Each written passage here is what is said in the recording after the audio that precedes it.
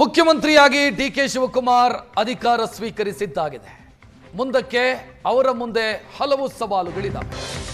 ಆ ಸವಾಲುಗಳ ಪೈಕಿ ಮೊದಲನೆಯದ್ದು 13 ಸಚಿವರಿಗೆ ಯಾರ್ಯಾರಿಗೆ ಯಾವ ರೀತಿ ಖಾತೆ ಹಂಚೋದು, ಪೋರ್ಟ್ಫೋಲಿಯೋ ಹಂಚಿಕೆ ಮೊದಲ ಸವಾಲು ಡಿಕೆ ಶಿವಕುಮಾರ್ ಅವರ ಮುಂದಿರೋದು. ಯಾರಿಗೆ ಯಾವ ಖಾತೆ ಸಿಗತ್ತೆ, ಇದು ಸದ್ಯ ಚರ್ಚೆಗೆ ಕಾರಣ ಆಗ್ತಾ ಇರೋದು. ಖಾತೆ ಹಂಚಿಕೆ ಬಗ್ಗೆ ಸುವರ್ಣ ನ್ಯೂಸ್ಗೆ ಎಕ್ಸ್ಕ್ಲೂಸಿವ್ ಡೀಟೇಲ್ಗಳು ಲಭ್ಯ ಆಗಿದೆ. ಪ್ರಮುಖ ಖಾತೆಗಳ ಕಡೆಗೆ ಹಿರಿಯ ನಾಯಕರು ಚಿತ್ತ ಹರಿಸಿದ್ದಾರೆ. ಜಲಸಂಪನ್ಮೂಲ ಖಾತೆ ಯಾರಿಗೆ, ಇದೊಂದು ಕುತೂಹಲ ಇದೆ. ಡಿಕೆ ಶಿವಕುಮಾರ್ ಅವರ ಕೈಯಲ್ಲಿತ್ತು ಕಳೆದ ಕ್ಯಾಬಿನೆಟ್ ನಲ್ಲಿ. ಈ ಬಾರಿ ಆ ಖಾತೆ ಯಾರ ಪಾಲಾಗತ್ತೆ? ಎಂಬಿ ಪಾಟೀಲ್ ಜಲಸಂಪನ್ಮೂಲ ಖಾತೆಯ ಬಗ್ಗೆ ತುಂಬಾ ಇಂಟ್ರೆಸ್ಟೆಡ್ ಅವರು.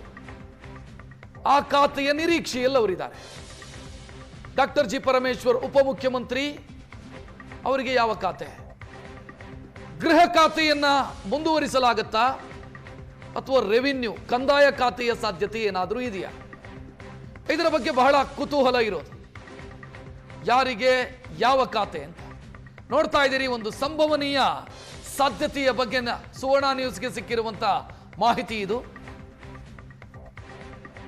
KH ಮುನಿಯಪ್ಪ ಅವರು ಆಹಾರ ಖಾತೆಯಲ್ಲಿ ಮುಂದುವರಿಯಬಹುದು. ಆಹಾರ ಮತ್ತು ನಾಗರಿಕ ಪೂರೈಕೆ ಖಾತೆ ಏನಿದೆ ಆ ಖಾತೆಯಲ್ಲೇ ಅವರು ಮುಂದುವರಿಯುವಂತ ಸಾಧ್ಯತೆಗಳಿದ್ದಾವೆ. ಕಳೆದ ಕ್ಯಾಬಿನೆಟ್ ಅಲ್ಲಿ ಅದನ್ನೇ ನಿಭಾಯಿಸ್ತಾ ಇದ್ರು. ಇಂಧನ ಖಾತೆ, ಗೃಹ ಜ್ಯೋತಿ ಅಂತ ಪ್ರಮುಖ ಯೋಜನೆಯನ್ನ ಇಂಪ್ಲಿಮೆಂಟ್ ಮಾಡಿರುವಂತ ಖಾತೆ, ಅಲ್ಲಿ KJ ಜಾರ್ಜ್ ಅವರು ಮುಂದುವರಿಯುವಂತ ಸಾಧ್ಯತೆಗಳೇ ಕಾಣ್ತಾ ಇದೆ. ಇದರ ಜೊತೆಗೆ MB ಪಾಟೀಲ್ ಬೃಹತ್ ಕೈಗಾರಿಕೆಯನ್ನ ನಿಭಾಯಿಸ್ತಾ ಇದ್ರು ಅವರು. ಬಟ್ MB ಪಾಟೀಲ್ ಅವರ ಆಸಕ್ತಿ ಇರೋದು ಜಲಸಂಪನ್ಮೂಲ ಖಾತೆಯ ಮೇಲೆ. ಬೃಹತ್ ಕೈಗಾರಿಕೆ ಮುಂದುವರಿಯಬಹುದು ಅನ್ನುವಂಥ ಸಾಧ್ಯತೆ ಇದೆ.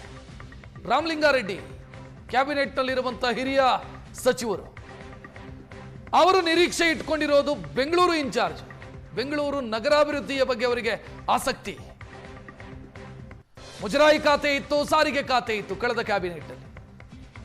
PWD ಸತೀಶ್ ಜಾರಕಿಹೊಳಿ ಅವರ ಹೆಗಲಿಗೆ ಬೀಳತ್ತೆ ಅಥವಾ ಅದು ಮುಂದುವರಿಯುತ್ತೆ ಅನ್ನೋ ಸಾಧ್ಯತೆಗಳು ಕಾಣ್ತಾ ಇದ್ದಾವೆ. ಇದನ್ನ ಬಿಟ್ರೆ ಜಲಸಂಪನ್ಮೂಲ ಖಾತೆ MB ಪಾಟೀಲ್ರು ಕಣ್ಣಿಟ್ಟಿದ್ದಾರೆ. ಬಟ್ ಕೃಷ್ಣ ಬೈರೇಗೌಡರ ಪಾಲಾಗಬಹುದು ಅನ್ನೋ ಸಾಧ್ಯತೆಗಳು ಕಾಣ್ತಾ ಇರೋದು. ಕಂದಾಯ ಸಚಿವರಾಗಿದ್ದಂತ ಕೃಷ್ಣ ಬೈರೇಗೌಡರು ಜಲಸಂಪನ್ಮೂಲ ಖಾತೆಯ ಜವಾಬ್ದಾರಿಯನ್ನು ನಿಭಾಯಿಸುವಂತ ಸಾಧ್ಯತೆಗಳಿದ್ದಾವೆ.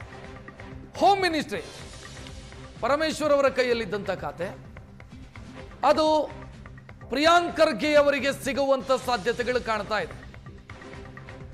ಇತ್ತೀಚಿನ ದಿನಗಳಲ್ಲಿ ಯಾರೇ ಗೃಹ ಖಾತೆಯನ್ನು ವಹಿಸಿಕೊಂಡ್ರೂ ಕೂಡ ಆರೋಪಗಳಿಂದ ಮುಕ್ತರಾಗಿಲ್ಲ ಅವರು. ಯಾಕಂತಂದ್ರೆ ಗೃಹ ಖಾತೆ ನೇರವಾಗಿ ಜನರ ಮೇಲೆ ಪರಿಣಾಮ ಬೀರುತ್ತೆ. ಕಾನೂನು ಸುವ್ಯವಸ್ಥೆಯ ವಿಚಾರ ಇರೋದ್ರಿಂದ ನೀವು ಬಿಜೆಪಿಯ ಕಡೆ ನಂತರ ಯಾರ್ಯಾರು ಹೋಮ್ ಮಿನಿಸ್ಟರ್ಗಳಾಗಿದ್ರು ಎಲ್ಲರೂ ಕೂಡ ಆರೋಪದಿಂದ ಹೊರತಾಗಿರಲಿಲ್ಲ. ಒಂದಲ್ಲ ಒಂದು ಆರೋಪಗಳು ಅವರನ್ನ ಸುತ್ತಿಕೊಳ್ಳುತ್ತಾನೆ ಇದೆ, ಆಕ್ರೋಶಗಳು ಅವರ ಮೇಲೆ ಬರ್ತಾನೆ ಇದೆ. ಸೊ ಈ ಬಾರಿ ಯಾರು ಗೃಹ ಖಾತೆಯನ್ನು ನಿಭಾಯಿಸೋರು? ನೆಕ್ಸ್ಟ್ ಇರೋದು UT ಖಾದರ್ ಹಿಂದೆ ಆರೋಗ್ಯ ಸಚಿವರಾಗಿದ್ರು 2013 ಸಿದ್ದರಾಮಯ್ಯ ಅವರ ಕ್ಯಾಬಿನೆಟ್ ಅಲ್ಲಿ. ಈಗ ಮತ್ತೆ ಅವರ ಹೆಗಲಿಗೆ ಆರೋಗ್ಯ ಖಾತೆಯ ಜವಾಬ್ದಾರಿ ಬೀಳುವಂತ ಸಾಧ್ಯತೆಗಳಿದ್ದಾವೆ. ದಿನೇಶ್ ಗುಂಡೂರಾವ್ ಕ್ಯಾಬಿನೆಟ್ ಅಲ್ಲಿ ಇಲ್ಲ, ಅದು UT ಖಾದರ್ ಅವರಿಗೆ ಸಿಗಬಹುದು ಅಂತ. ಅರಣ್ಯ ಸಚಿವರಾಗಿದ್ದಂತ ಈಶ್ವರ್ ಖಂಡ್ರೆ ಗ್ರಾಮೀಣಾಭಿವೃದ್ಧಿ ಖಾತೆಯ ಜವಾಬ್ದಾರಿಯನ್ನು ತೆಗೆದುಕೊಳ್ಳಬಹುದು. ಪ್ರಿಯಾಂಕ್ ಖರ್ಗೆ ಅವರ ಕೈಯಲ್ಲಿತ್ತು ಆ ಖಾತೆ, ಅದು ಈಶ್ವರ್ ಖಂಡ್ರೆ ಅವರಿಗೆ ಸಿಗಬಹುದು ಅನ್ನುವಂಥ ಸಾಧ್ಯತೆಗಳು ಕಾಣ್ತಾ ಇದ್ದಾವೆ. ಇದರ ಜೊತೆಗೆ ನಗರಾಭಿವೃದ್ಧಿ, ಬೆಂಗಳೂರು ಹೊರತುಪಡಿಸಿ ನಗರಾಭಿವೃದ್ಧಿ ಭೈರತಿ ಸುರೇಶ್ ಅವರ ಬಳಿ ಇತ್ತು, ಅದು ಡಾಕ್ಟರ್ ಯತೀಂದ್ರ ಅವರಿಗೆ ಸಿಗಬಹುದು ಅನ್ನೋ ಸಾಧ್ಯತೆಗಳು ಕಾಣ್ತಾ ಇದೆ. ಇನ್ನು ರಾಮಲಿಂಗಾರೆಡ್ಡಿ ಅವರ ಬಳಿ ಇದ್ದಂಥ ಸಾರಿಗೆ ಖಾತೆ ಈ ಬಾರಿ ಭೈರತಿ ಸುರೇಶ್ ಅವರಿಗೆ ಸಿಗಬಹುದು ಅನ್ನುವಂಥ ಸಾಧ್ಯತೆಗಳು ಈ ಹಂತದಲ್ಲಿ ಕಾಣ್ತಾ ಇರೋದು. ಇನ್ನು ಎರಡನೇ ಹಂತದ ಸಂಪುಟ ವಿಸ್ತರಣೆಯಾಗೋದಕ್ಕಿದೆ, ಇನ್ನೂ 20 ಜನರನ್ನ ತೆಗೆದುಕೊಳ್ಳೋದಕ್ಕೆ ಅವಕಾಶ ಇದೆ ಕ್ಯಾಬಿನೆಟ್ಗೆ. ಆಗ ಪೋರ್ಟ್ಫೋಲಿಯೋದಲ್ಲಿ ಮತ್ತಷ್ಟು ಚೇಂಜಸ್ ಆಗಬಹುದು. ಈಗ ಒಬ್ಬ ವ್ಯಕ್ತಿಗೆ 2 ಖಾತೆ 3 ಖಾತೆ ಇದ್ರೆ ಅಲ್ಲೂ ಚೇಂಜಸ್ ಆಗುವಂತ ಸಾಧ್ಯತೆ ಇದೆ. ಇಲ್ಲಿ ಯಾವುದೇ ಬದಲಾವಣೆಗಳಿಲ್ಲ ಅಂತ ಹೇಳ್ತಾ ಇದೆ ವೈದ್ಯಕೀಯ ಶಿಕ್ಷಣ ಖಾತೆ. ಡಾಕ್ಟರ್ ಶರಣ ಪ್ರಕಾಶ್ ಪಾಟೀಲ್ ಮುಂದುವರಿಯುವಂತ ಸಾಧ್ಯತೆಗಳಿದಾವೆ. ಅವರು 2013ರಲ್ಲೂ ಆ ಖಾತೆಯನ್ನು ನಿಭಾಯಿಸಿದ್ರು, ನಂತರನೂ ಮೊನ್ನೆನೂ ಅದನ್ನೇ ನಿಭಾಯಿಸಿದ್ರು. ಈಗ ಮತ್ತೆ ಅದೇ ಕಂಟಿನ್ಯೂ ಆಗಬಹುದು ಅಂತ. ಹೆಚ್ಚಿನ ಡೀಟೇಲ್ ನೀಡೋದಕ್ಕೆ ನಮ್ಮ ಪ್ರತಿನಿಧಿ ಮಾರುತೇಶ್ ನೇರ ಸಂಪರ್ಕದಲ್ಲಿ. ಮಾರುತೇಶ್, ಮೊದಲ ಸವಾಲು ಅಂತ ಅನ್ಸುತ್ತೆ, ಯಾರಿಗೆ ಯಾವುದನ್ನು ಕೊಡಬೇಕು ಅಂತ.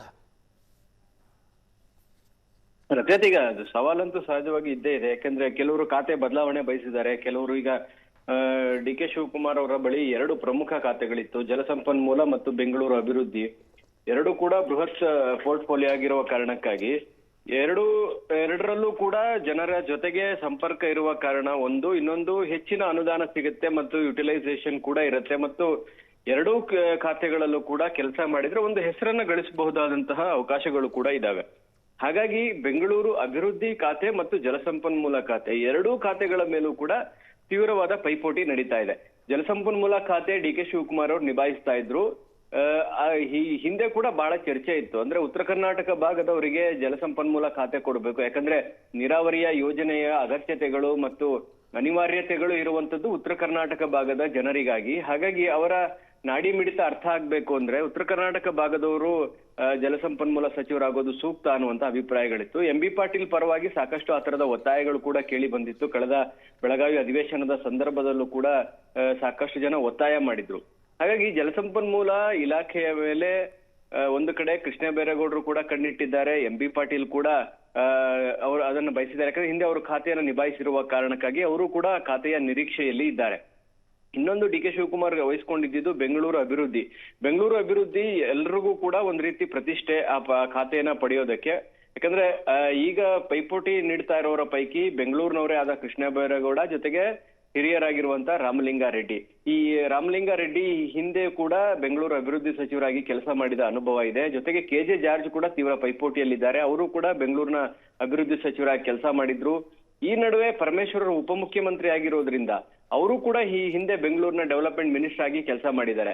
ಕೃಷ್ಣ ಬೈರೇಗೌಡ, ಪರಮೇಶ್ವರ್, KJ ಜಾರ್ಜ್, ರಾಮಲಿಂಗಾರೆಡ್ಡಿ ಈ 4ರ ನಡುವೆಯೂ ಕೂಡ ತೀವ್ರವಾದ ಪೈಪೋಟಿ ನಡೀತಾ ಇದೆ. ಯಾರಿಗೆ ಅವಕಾಶಗಳು ಸಿಗ್ಬೋದು? ಯಾಕಂದ್ರೆ ಕೆಲವೊಮ್ಮೆ ಮುಖ್ಯಮಂತ್ರಿಗಳೇ ಆ ಖಾತೆಯನ್ನು ಇಟ್ಕೊಂಡಿರುವಂತ ಉದಾಹರಣೆ ಕೂಡ ಇದೆ.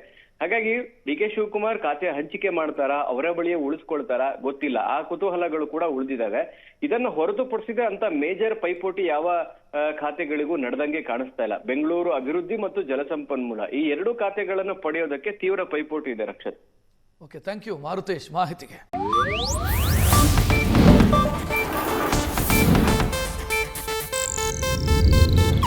ಇದು ಏಷ್ಯಾನೆಟ್ ನ್ಯೂಸ್ ನೆಟ್ವರ್ಕ್ ಪ್ರಸ್ತುತಿ.